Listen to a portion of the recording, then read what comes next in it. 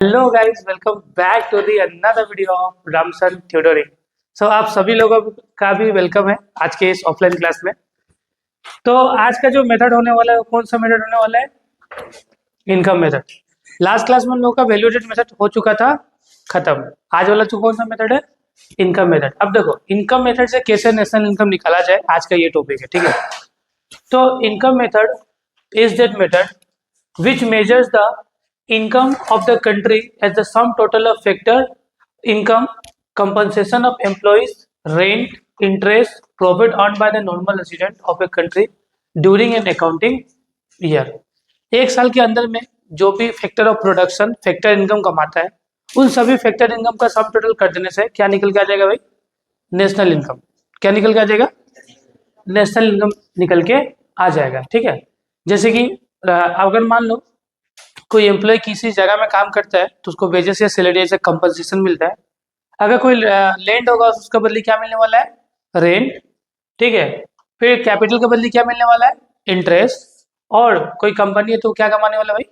Profit. तो सभी का सम टोटल कर देंगे तो नेशनल इनकम निकल के आ जाएगा, ठीक है। This method is also known as the distribution method, factor income method, and the sum of all factor incomes earned domestically in the country is called the domestic income, that is NDP at FC। मतलब इस method को हम लोग distribution method के नाम से भी जानते हैं। कौन सा मेथड के नाम से? फैक्टर मेथड के नाम से भी जानते हैं। और अगर सम फैक्टर इनकम को सम टोटल कर दिया जाए, मतलब जितना भी फैक्टर इनकम है उन सभी फैक्टर इनकम को क्या करना हम लोग को? Sum total, that is rent plus royalty plus interest plus profit plus compensation to employee, सभी को जोड़ देने से क्या निकल के आ जाएगा पता है अपने को? NDP at FC. NDP at FC का मतलब क्या होता है? Domestic income. लिखने से लिख सकता है की पॉइंट्स में। डोमेस्टिक इनकम इक्वल टू क्या होता है? डोमेस्टिक इनकम को हम लोग क्या बोलते हैं भाई? N D P at F C. Domestic income equal to NDP at F C, इसका नाम ये है, ठीक है। Domestic income equal to NDP at F C, okay.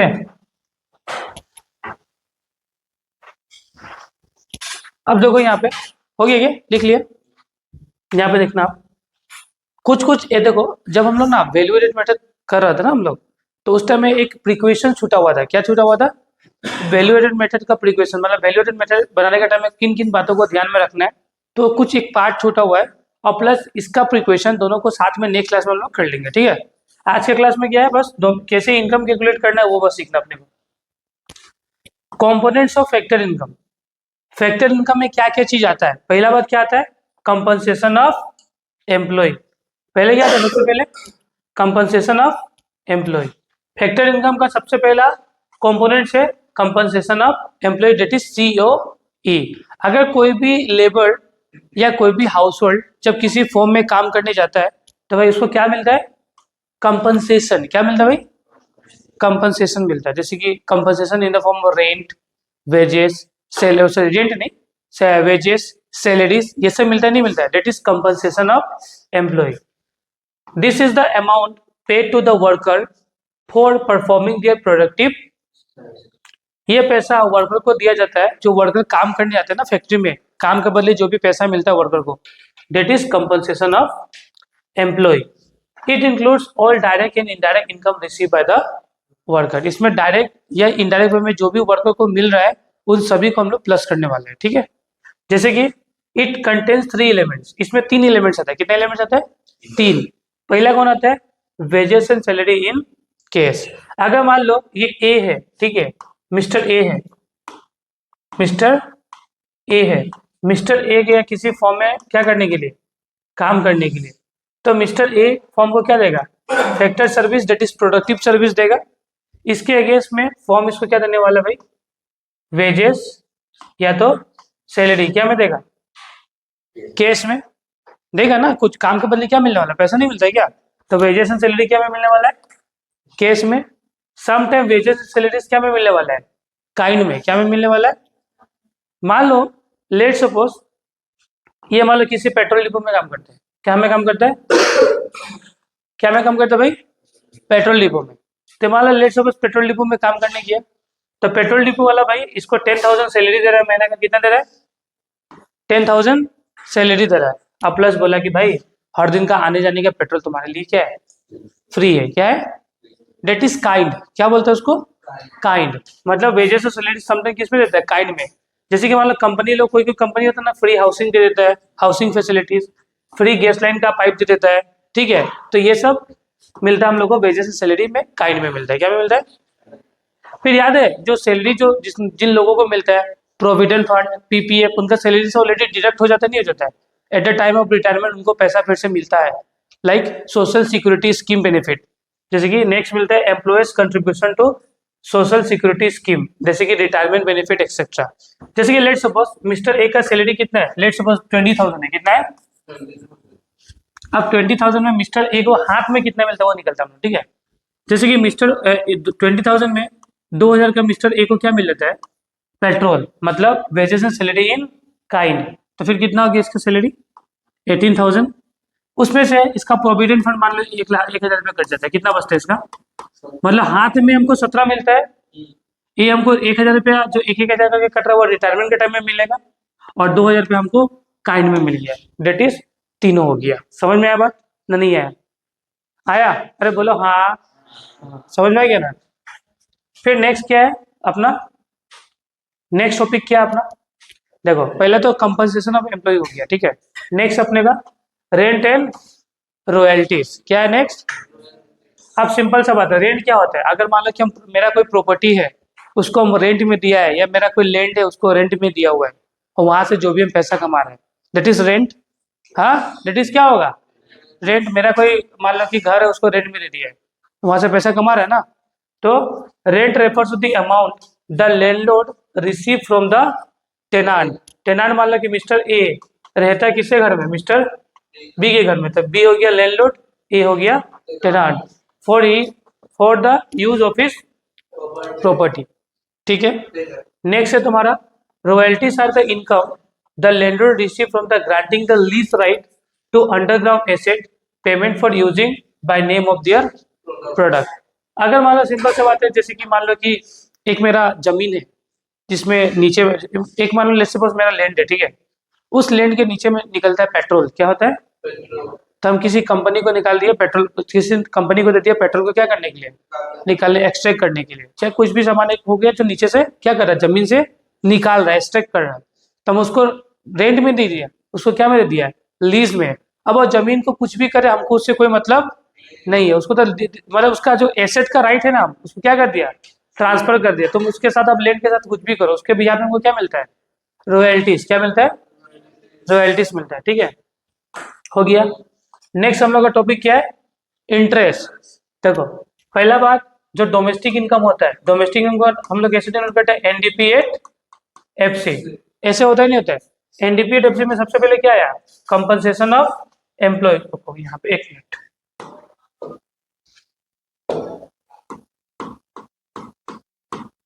NDP at FC, NDP at FC सबसे पहले हम लोग क्या है? कंपनसेशन ऑफ एम्प्लॉय, ऊपर में पढ़ा ना हम लोग। फिर नेक्स्ट क्या आने वाला है? Rent plus royalties. Rent plus royalties हो गया, फिर प्लस हो गया। नेक्स्ट क्या आने वाला है? इंटरेस्ट। अब इंटरेस्ट क्या होता है ये समझना। It is the amount receive for lending the funds to the production unit. अगर मान लो कि मेरे पास कुछ पैसा था तो हम किसी कंपनी को एज ए लोन पे दे दिया, अब उस पैसा के बदले मुझसे क्या मांगने वाला है? इंटरेस्ट। क्या मांगने वाला है? इंटरेस्ट। तो इंटरेस्ट मिलेगा, तो इंटरेस्ट भी इसमें क्या होता है भाई? प्लस होता है इंटरेस्ट। हुआ? तो इट इज द अमाउंट, क्या लिखा हुआ है?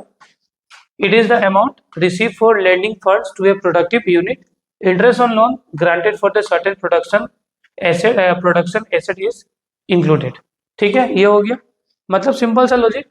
आपका इंटरेस्ट क्या होता है? अगर मान लो किसी भी कंपनी को फंड दिया है या किसी को फंड दिया, उसके बदले जो इंटरेस्ट लेता है, तो भैया वो होता है इसमें प्लस। ठीक है, फिर नेक्स्ट अपना क्या आता है?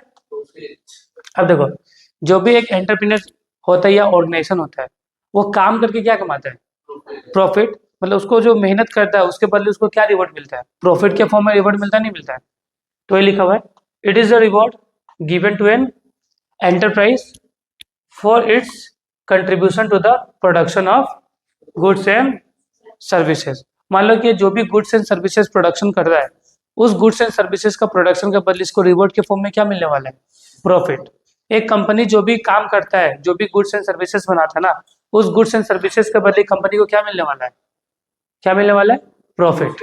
ठीक है, तो प्रॉफिट एक रिवॉर्ड होता है जो कंपनी जो भी प्रोडक्शन करता है, गुड्स एंड सर्विसेज बनाता है, उसके बिहाफ में। The profit earn by the enterprise is use for 3 purpose. जो प्रॉफिट अर्न किया जाता है उसको 3 पर्पस से यूज किया जाता है। देखो यहाँ पे नेक्स्ट पहला क्या होता है? Corporate income tax, dividend and distributed profit, फिर होता है रिटेन अर्निंग, या रिटेन अर्निंग को हम क्या बोलते हैं? Undistributed profit, reserve, surpluses, private sector saving. मतलब प्रॉफिट का यूज 3 तरीका से किया जाता है। क्या क्या चीज के लिए? कॉर्पोरेट इनकम टैक्स, डिविडेंड और रिटेन अर्निंग। अब एग्जांपल से समझते हैं हम लोग, ठीक है? इसको देखो, फोकस करो यहाँ पे। मान लो एक कंपनी 20,000 रुपीज कमाया। कितना कमाया? मान के चलो 20,000 रुपीज, ठीक है? अब इस 20,000 का ये यूज कैसे करेगा ये समझना, ठीक है? ये 20,000 का क्या है इसका? लेट सपोज प्रॉफिट है, क्या है? अब इसका प्रॉफिट का यूज कैसे किया जाएगा देखना। प्रॉफिट 3 चीजों से बना होता है। Profit equal to corporate tax plus dividend plus retain earning. Profit 3 चीजों से बना होता है। कौन कौन सा? Corporate tax plus dividend plus retain earning. 3 चीजों से बना हुआ है। क्या क्या चीज से? Corporate tax plus dividend plus retain earning. तो कंपनी का प्रॉफिट लेट सपोज कितना है? 20,000 है। कितना है? 20,000 रुपीज कंपनी वाला प्रॉफिट कमाया। सबसे पहले इसको कॉर्पोरेट टैक्स देना पड़ेगा। डेट इज, ये होता है तुम्हारा जो कंपनी होता है ना, कंपनी को टैक्स भरना होता है, लाइक इनकम टैक्स जैसा होता है, ठीक है? इसको भरना होता है। तो मान लो ये इनकम टैक्स दे दिया, लेट सपोज 5,000। कितना दे दिया? 5,000। फिर मान लो डिविडेंड का मतलब क्या होता है पता है? डिविडेंड का मतलब पता है क्या होता है? अगर एक कंपनी जो भी प्रॉफिट कमाता है, उस प्रॉफिट को अपना शेयर होल्डर्स में, किसमें? अपने शेयर होल्डर्स में क्या करता है? बांट देता है। ठीक है, मतलब जो भी कंपनी का मालिक है, उस उन मालिकों में क्या होता है? पैसा डिस्ट्रीब्यूट हो जाता है। डेट इज, क्या होता है उसको? डिविडेंड। मान लो कंपनी कितना रुपया डिविडेंड डिस्ट्रीब्यूट कर दिया? कितना रुपया? 10,000 रुपीज डिस्ट्रीब्यूट कर दिया। अब कितना बचा? 5,000। 5,000 फ्यूचर के लिए क्या कर दिया? सेव कर दिया। सेविंग करना जरूरी है नहीं है? तो कंपनी को भी तो फ्यूचर में कुछ भी हो सकता है, उसके लिए उसको क्या करना होता है? सेविंग। तो भाई प्रॉफिट का यूज कितना तरीके से होता है? 3। पहला उससे दिया जाता है टैक्स, दूसरा प्रॉफिट को जो भी कंपनी के मालिक है उसमें बांट दिया जाता है, एंड थर्ड क्या होता है? फ्यूचर के लिए सेव किया जाता है। तो प्रॉफिट कितना चीज के लिए यूज हो रहा है? 3 पर्पज से। कौन कौन सा? पहला हो गया तुम्हारा क्या चीज? कॉर्पोरेट टैक्स, दूसरा हो गया डिविडेंड, एंड थर्ड वन हो गया रिटर्न अर्निंग। हो गया? समझ में आया? बस नहीं है आया? कोई दिक्कत? चलो फिर नेक्स्ट। अब ये वाला मुद्दा बहुत इंपॉर्टेंट है। देखो, ऑपरेटिंग सरप्लस। ऑपरेटिंग सरप्लस कैसे निकलेगा? ठीक है, तो ऑपरेटिंग सरप्लस निकलता है 2 चीजों से। Income from property, income from entrepreneurship. जब दोनों को हम लोग प्लस कर देंगे ना, तो क्या निकल के आ जाएगा? Operating surplus. ऑपरेटिंग सरप्लस कैसे निकलता है? Income from property plus income from entrepreneurship. ठीक है, अब हम लोग प्रॉपर्टी से क्या कमाने वाले हैं? Rent, royalty and interest. और इनकम फ्रॉम एंटरप्रेन्योरशिप से क्या कमाने वाले हैं? प्रॉफिट। मतलब ये बोल सकते हैं ना कि OS equal to rent plus royalty, royalty plus interest plus profit. ये हो सकता नहीं हो सकता? हाँ, ऑपरेटिंग सरप्लस का फॉर्मूला ये बन गया। ठीक है, ऑपरेटिंग सरप्लस का फॉर्मूला क्या बन गया? ये बन गया। देखो, इसमें 3 फॉर्मूला हम लोगों ने अभी तक खोजा है। कौन कौन सा? देखो, पहला कौन सा फॉर्मूला था कि सीओई, क्या formula? Compensation of employee. Compensation of equal to wages and salaries in cash plus wages and salaries in kind plus social security benefit हो गया। अगर सम टाइम ये डायरेक्ट नहीं दिया रहेगा तो तीनों को प्लस करके अपने को निकालना पड़ेगा। एक फॉर्मूला ये हो गया हम लोग का, ये सीखा हम लोग। दूसरा फॉर्मूला कौन सा सीखा हम लोग, ये सीखा ना अभी कि प्रॉफिट इक्वल टू प्रॉफिट किन चीजों से बना होता है। Profit equal to corporate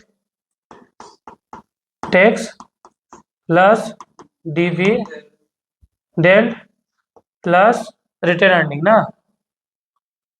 retain earnings हो गया।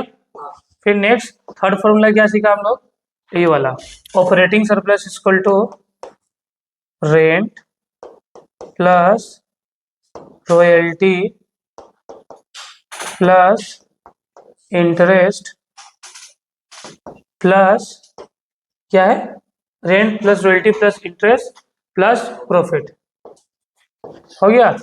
तो भाई इस तीनों फॉर्मूला को लिखना नीड है, फटाफट लिखने स्टार्ट करो फॉर्मूला। चलो ये हो गया। अभी नेक्स्ट देखो, और एक और बात, रॉयल्टीज में बहुत लोगों को दिक्कत होता है रॉयल्टी समझने में। जैसे कि एक सिंपल वे में समझाता है रॉयल्टी का मतलब। मान लो कि मैं एक बुक बनाया, क्या बनाया, एक इकोनॉमिक्स का बुक बनाया, बहुत खतरनाक बुक बनाया। कैसा बुक बनाया कि जो एक बार पढ़ ले वो इकोनॉमिक्स में 90+ लेके आएगा, ऐसा खतरनाक बुक बनाया। अब बुक बनाने के बाद हम कॉपीराइट लगा देगा। अब कोई भी एक पब्लिशर होगा ना जो मेरे बुक को क्या करेगा, पब्लिश करेगा, मतलब सेल करेगा। अब जितना वो सेल करेगा उस बुक पे मेरा राइट सही है नहीं है, तो उसके बदले हमको कुछ ना कुछ पैसा मिलते रहेगा, डेट इज रॉयल्टी। जितना बुक सेल होगा मेरे नाम पे उतना पैसा हमको मिलते जाएगा। बुक मेरे लिए एसेट हो गया नहीं हो गया, उसको उसके बदले में क्या कमा रहा है, पैसा कमा रहा है, दैट इज रॉयल्टी। ठीक है।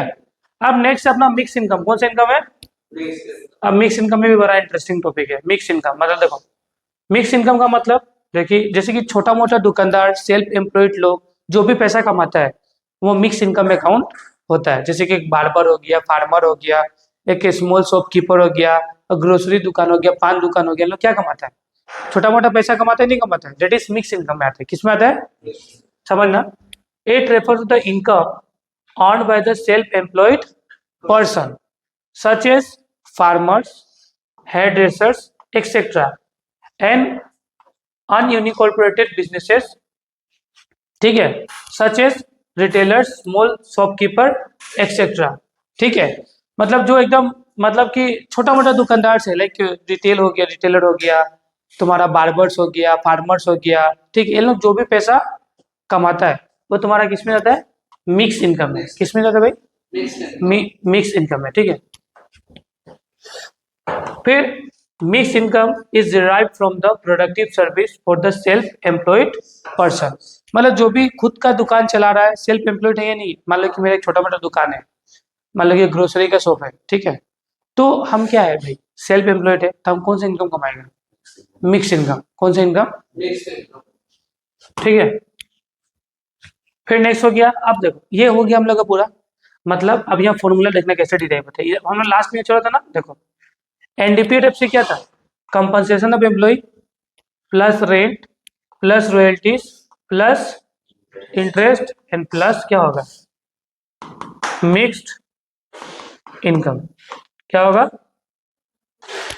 इन देखो डोमेस्टिक इनकम, देखो नेट डोमेस्टिक प्रोडक्ट क्या है, फैक्टर कॉस्ट। इंडिया के अंदर में रहकर जो भी पैसा हम लोग कमा रहा है, that is net domestic product क्या होता है, फैक्टर कॉस्ट। इसको हम लोग क्या नाम से जानते हैं भाई,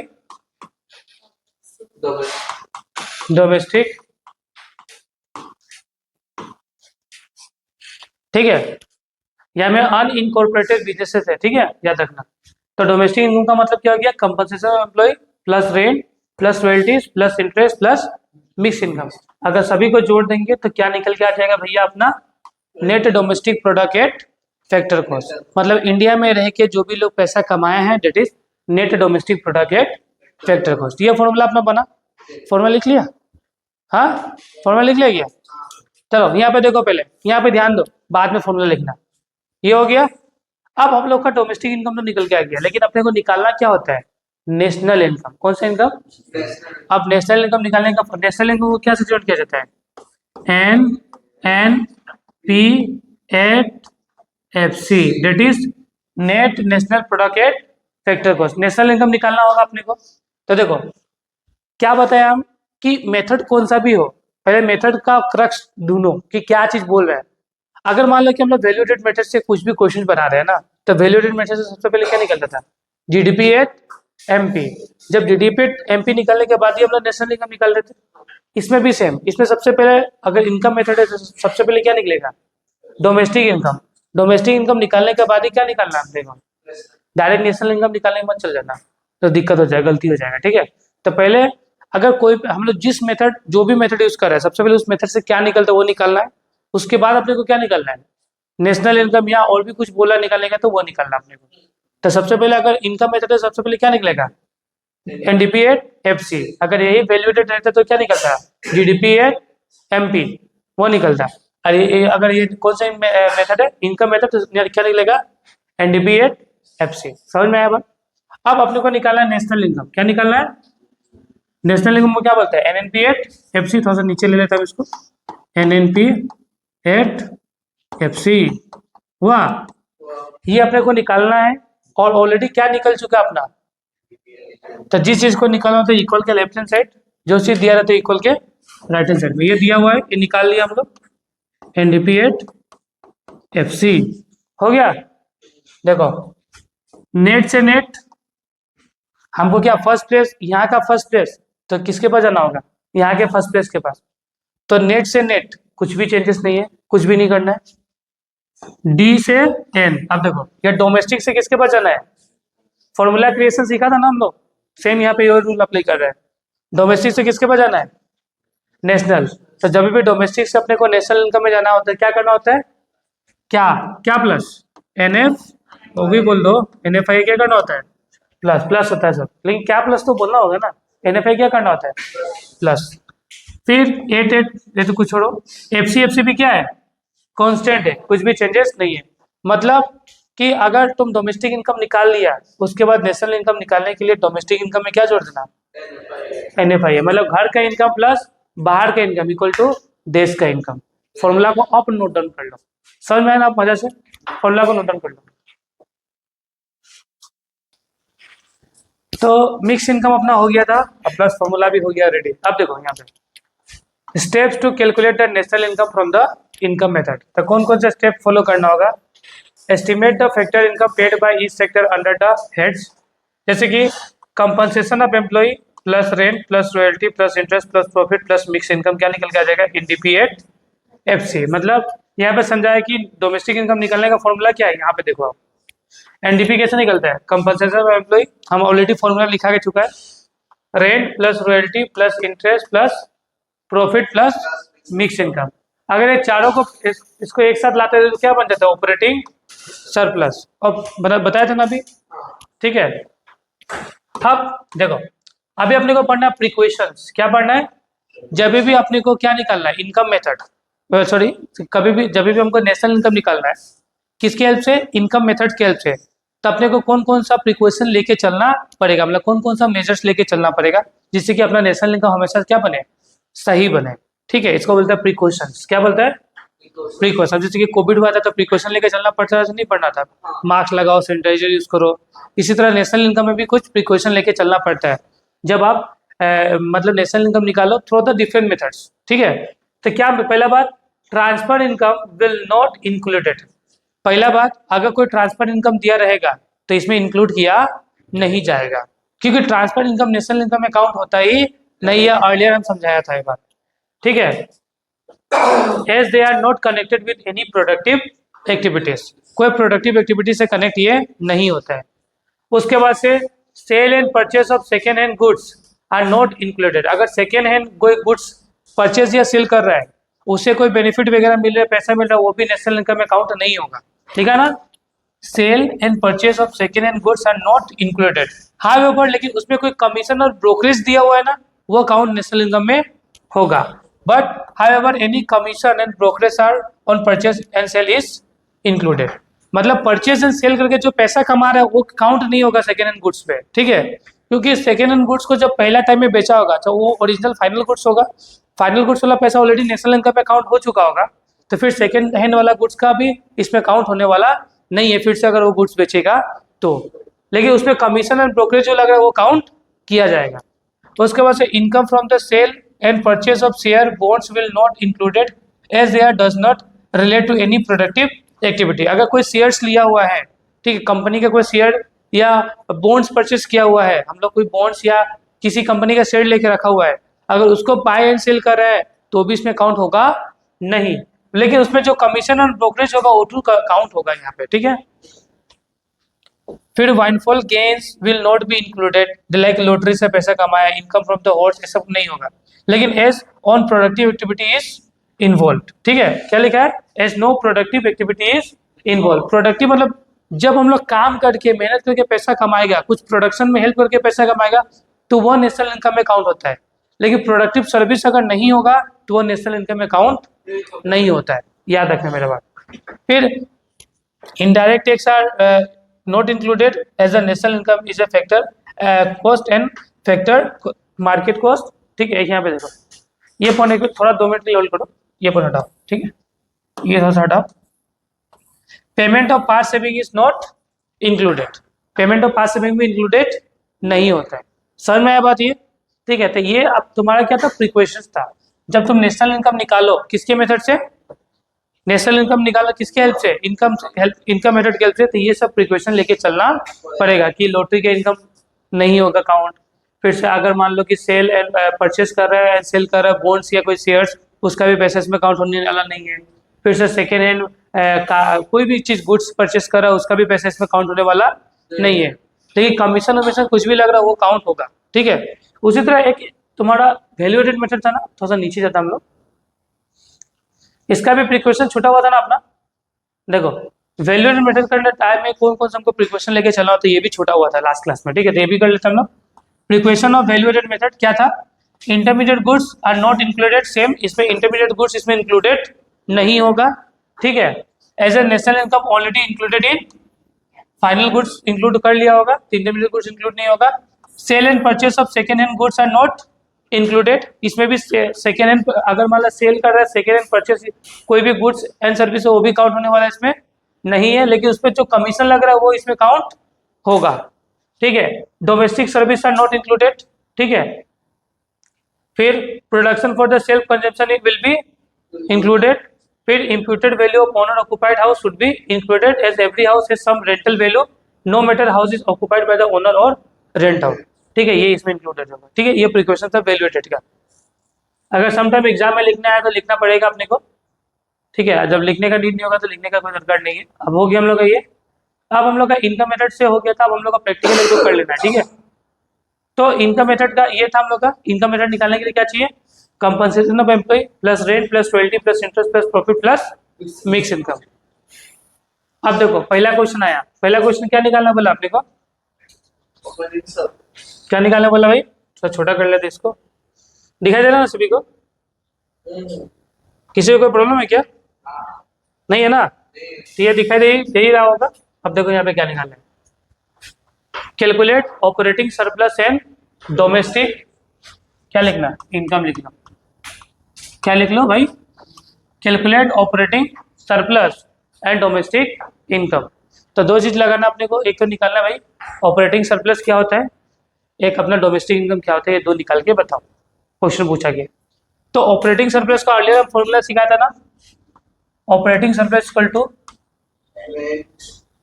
प्लस प्लस, पूरा फॉर्मूला बन गया ना भार्गव, नहीं पूरा एकदम अजीब अजीब आवाज निकाल के बोल रहा है एकदम ना, रेंट प्लस इंटरेस्ट प्लस क्या, rent royalty interest plus profit, देख रहा है कितना खतरनाक में बोल रहा है एकदम, मतलब हाँ। तो ये चारों चीज से भैया आपने क्या निकल गया था, ऑपरेटिंग सरप्लस क्या निकल गया था भार्गव, हाँ। तो अभी अपने को ढूंढना है ये चीज इसमें, ठीक है, चलो देखते हैं। रेंट दिया हुआ है, देखो पहला बार रेंट एंड इंटरेस्ट दिया हुआ है ना, कितना दिया हुआ है 800 इन लाख, याद रखना। तो रेंट एंड इंटरेस्ट दिया हुआ कितना, 800 लाख, इसे 800 लैक्स दिया हुआ है ना। तो रेंट एंड इंटरेस्ट भैया साथ में ही है, तो रेंट और ये इंटरेस्ट, ये दोनों कितना है, मिला के कितना है, इजी है, खत्म। उसके बाद क्या रॉयल्टी खोजो तो है क्या, रॉयल्टी नहीं है, रॉयल्टी तो रॉयल्टी में लगा दो क्या, जीरो, कुछ दिक्कत नहीं है। उसके बाद प्रॉफिट देखो, अब देखो प्रॉफिट दिया हुआ है क्या इसमें, indirect tax, corporation tax, consumption of fix capital, subsidies, dividend, undistributed profit, net factor income to abroad, mix income, क्या दिया हुआ है। लेकिन बोला था ना प्रॉफिट 3 चीजों से मिलके बनता है, क्या क्या चीज बनता है, देखो यहाँ पे निकाल के बता देता हूँ।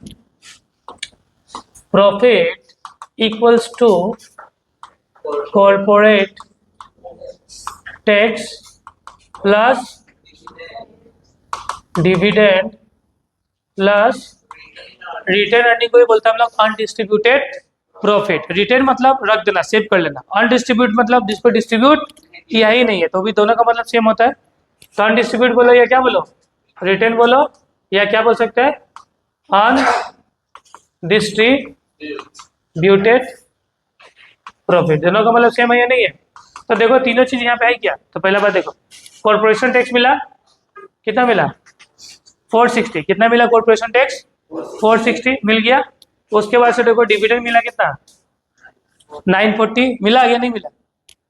उसके बाद अनडिस्ट्रीब्यूटेड प्रॉफिट कितना है 400, मतलब तीनों मिल गया, 1 2 एंड 3, ये तीनों मिला ही नहीं मिला, तो तीनों को देखो निकालना। कॉर्पोरेशन टैक्स कितना अपना, सबसे पहले तुम्हारा कॉर्पोरेशन टैक्स कितना है 460, उसके बाद अपना डिविडेंड कितना है वो बताओ 940, उसके बाद अपना ये कितना है, क्या बोलता है अनडिस्ट्रीब्यूटेड प्रॉफिट, अगर सबको जोड़ दिया जाएगा तो कितना निकल का जाएगा, दैट इज 1800, कितना आएगा। अब यहाँ पे प्रॉफिट में 1800 डाल सकते हैं अपने लोग, कोई दिक्कत, तो ये दोनों को जोड़ तो कितना होगा 20, इजी है, सबको समझ में आया, किसी को दिक्कत दुख है जिंदगी में, सर दुख तो बहुत है, हाँ अभी दुख है, अभी नहीं है, ठीक है चलो हो गया। प्रॉफिट क्या निकल के आएगी हम लोग का, ऑपरेटिंग प्रॉफिट भी निकल गया, ऑपरेटिंग सरप्लस भी निकालना सीख लिया हम लोग। अब अपने को नेक्स्ट क्या निकालना है, नेक्स्ट निकालना है भाई डोमेस्टिक इनकम, क्या निकालना है domestic income, that is NDPHFC, ये निकालना है नहीं निकालना है, हाँ ये निकालना है। तो ये कैसे निकलेगा, एकदम इजी है भाई, एसी टू बंद कर दो, वो ठंडा हो गया सुबह। तो देखो अपने को क्या निकालना है डोमेस्टिक इनकम, क्या निकालना है डोमेस्टिक इनकम, तो क्या क्या होगा भाई,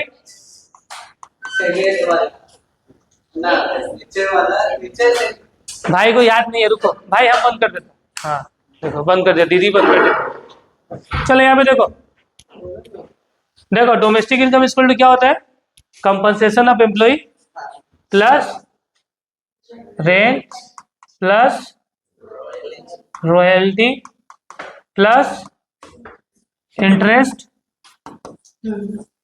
प्लस, हाँ हाँ प्रॉफिट नहीं लिखेगा दीदी, प्रॉफिट प्लस मिक्स इनकम, अब समझ में आया। मिक्स इनकम से पहले क्या आएगा प्रॉफिट, तो एनडीपीएफसी का फॉर्मूला हो गया compensation of employ plus rent plus royalty plus interest plus profit plus mix income. हमने सीखा ना, ये चारों को मिला के रेंट रॉयल्टी इंटरेस्ट प्रॉफिट, इसको क्या बोलते हैं हम लोग ऑपरेटिंग सरप्लस बोलते हैं नहीं बोलते हैं। अब देखो एक एनडीपीएफसी का नया फॉर्मूला बन गया ना, NDPFC equal to COE plus OS plus mixed income, एक फॉर्मूला नया बना है नहीं बना, बन गया। अब देखो COE देखो जो कितना है 2000 लाख ना, OS निकाला था 26, और उसके बाद मिक्स इनकम दिया देख 200, देवे नहीं दिया भाई, कितना होगा, हुआ इजी है, हाँ समझ में आया। फॉर्मूला को पूरा हम लोग तोड़ तोड़ के पढ़ रहे हैं अभी, क्या पढ़ रहा है, ठीक है एकदम क्या हो रहा है, एकदम तोड़ तोड़ के हम लोग पढ़ रहे हैं। तो हम लोग का नेक्स्ट क्वेश्चन क्या है, देखो भार्गव फोकस, भार्गव फोकस रखो यहाँ पे, कैलकुलेट नेशनल इनकम, क्या इनकम, लेकिन हम लोग कौन सा मेथड से कर रहे हैं भाई, इनकम मेथड। तो हफ्ते को बोल रहा है नेशनल इनकम निकालो, मतलब NPHFC निकालना है, ये निकाला नहीं निकाला अपने को, ये निकालना है, लेकिन सबसे पहले इनकम मेथड का यूज कर रहे हैं ना, इससे पहले अपने को निकालना होगा क्या N D P H F C. जो मेथड कर रहा है ना उस मेथड का सबसे पहले वो जो फॉर्मूला से निकलता है उसको पहले निकालना होगा। जैसे कि इनकम मेथड से सबसे पहले डोमेस्टिक इनकम निकलता है, तो डोमेस्टिक इनकम निकालो। फिर क्या निकालना, नेशनल इनकम। नेशनल इनकम बाद में है, ठीक है, पहले क्या निकाला होगा। हाँ मतलब तुम्हारा इनकम मेथड से क्या निकलता है, डोमेस्टिक इनकम पहले निकलता है। इसका फॉर्मूला क्या होता है, वही क्या होता है, COE, that is rent plus royalty plus, हम क्लास में याद करा देगा फॉर्मूला, टेंशन मत लो, प्लस प्लस होगा नहीं होगा, पूरा फॉर्मूला याद हो गया, बार बार लिखिएगा फॉर्मूला ऐसे याद हो जाएगा, ठीक है। अब देखने का कंपनसेशन ऑफ एम्प्लॉय कितना है, हाँ ठीक है, कंपनसेशन ऑफ एम्प्लॉय कितना है 2000, प्रॉफिट है कितना 800, रेंट कितना है 300, इंटरेस्ट कितना है mix income from the self employed कितना है, net current transfer to abroad कितना है 200, नेट एक्सपोर्ट कितना है 100, नेट इनडायरेक्ट टैक्स कितना है 1500, net factor income to abroad कितना है 80, and consumption of fixed capital कितना है 120। तो बहुत सारा इंफॉर्मेशन दिया हुआ है, कंप्लीट करने में बहुत सारा इंफॉर्मेशन दिया हुआ है, ठीक है, बहुत सारा इंफॉर्मेशन दिया हुआ है, लेकिन अपने को क्या निकलना है इसे, इनकम मेथड से हमको अपने को आंसर निकालना है। तो सबसे पहले अपने को चाहिए कंपनसेशन ऑफ एम्प्लॉय, क्या है, तो कंपनसेशन ऑफ एम्प्लॉय कितना हो गया 2000 हुआ। रेंट दिया हुआ है कितना दिया हुआ है 300, क्वेश्चन में रॉयल्टी मिला 0 लगा दो, इंटरेस्ट मिला यस मिला 250, क्या प्रॉफिट मिला, कितना मिला प्रॉफिट 800, क्या मिक्स इनकम मिला, मिक्स इनकम मिला क्या है, तो मिक्स इनकम सेल्फ एम्प्लॉयड कितना है, सब चीज तो मिलेगी अपने को, सिर्फ क्या नहीं था, रॉयल्टी नहीं था। इसका देखो पूरा सॉल्यूशन यहाँ पे बना के रखा हुआ है, हमको टेंशन लेने का नीड नहीं है, देख रहे ना पूरा सॉल्यूशन में ड्राफ्ट है, ठीक है। तो सबको जोड़ देने से क्या निकल के आ जाएगा आंसर 10350 मतलब 10,350 निकल के आएगा, ठीक है। ये हो गया अपना, कोई दिक्कत नहीं है किसी को यहाँ पे नहीं है, ये निकल के आ गया। डोमेस्टिक इनकम के बाद अपने को क्या निकालना है, नेशनल इनकम, क्या निकालना है, तो जिस चीज को निकालना होता है उसको इक्वल का लेफ्ट हैंड साइड में लिखा जाता है, दैट इज NNP 8 FC, और निकाला क्या हम लोग NDP 8 FC। ऑयलर हम समझा था कि डोमेस्टिक इनकम से नेशनल इनकम जब जाना है तो बस NFI क्या कर दो प्लस कर दो, जैसे कि नेट से नेट कांस्टेंट, डोमेस्टिक से नेशनल प्लस NFI है, P to P constant, FC to FC constant, मतलब NDP 8 FC मतलब घर का इनकम, NFI मतलब बाहर का इनकम, घर का इनकम प्लस बाहर का इनकम जोड़ देगा तो क्या निकल के जाएगा, देश का इनकम। तो निकालो देश का इनकम, हुआ, ये निकाल के रखा था। अब NFI का फॉर्मूला क्या होता है, income from abroad, net factor income from abroad. तो क्या net factor income from abroad दिया हुआ है, ब्रैकेट ओपन कर लेना, net factor income from abroad दिया हुआ है, यहाँ पे दिया हुआ है, कहाँ में दिया हुआ है, net factor income to abroad दिया हुआ है, एक दिया हुआ है net current transfer to abroad, from दिया हुआ है क्या, NFI का फर्क हो, यहाँ पे किसी ना किसी को दिक्कत हो जाएगा, देख लो यहाँ पे समझ लो, NFIA equals to net factor income from abroad होगा, फिर माइनस होगा net factor income paid to abroad. ये फॉर्मूला होता ही नहीं होता है, यही फॉर्मूला होता है अपना। पहला बात, इनकम फ्रॉम एब्रोड दिया हुआ है तो इनकम फ्रॉम एब्रोड क्वेश्चन में दिया हुआ नहीं है, that means income from abroad कितना हो गया, फिर लगाना क्या माइनस, क्या देखो जब भी नेट करंट ट्रांसफर बोला रहेगा ना, क्या बोला रहेगा, ये ट्रांसफर इनकम है, कौन सा है ट्रांसफर, तो ट्रांसफर इनकम ही है, ट्रांसफर खर्चा भी हो सकता है, ठीक है। तो ये जब भी वर्ड आता है ना ट्रांसफर वाला चीज में काउंट, ऑयलर बना ना ट्रांसफर इनकम नेशनल इनकम निकालने का टाइम में काउंट होता ही नहीं है, तो इसको तो लेना ही नहीं है, कंफ्यूजन करने के लिए दिया था तुम लोगों को, कंफ्यूज हो जाना, कंफ्यूज मत होना, जब भी ट्रांसफर वर्ड होगा उसका यूज करना है, लेकिन net factor income to employ दिया हुआ है। नेट इनकम पेड टू बोलो या टू बोलो, दोनों का मतलब क्या होता है, कितना दिया हुआ है, सेम होता है। इसका मतलब कितना दिया हुआ है, 80। समझ में आया बात, मतलब 10350 माइनस कितना हो जाएगा, 80। बात समझ में आया ना, नहीं आया, 10270। अब भार्गव अपना डाउट पूछो। नहीं आप डाउट नहीं है ना, ना। नेट एक्सपोर्ट -100 था तो इसलिए हाँ, तो इसलिए बोला कि पहले कंप्लीट कर लें तो क्वेश्चन डाउट आएगा ही नहीं, ठीक है। तो फाइनली आज के करता है क्लास हम समाप्त। मिलते हैं हमारे नेक्स्ट क्लास में, जहाँ पे हम लोग कौन सा मेथड करने वाले हैं, एक्सपेंडिचर मेथड। कौन सा मेथड, तो आज के करते हैं क्लास समाप्त।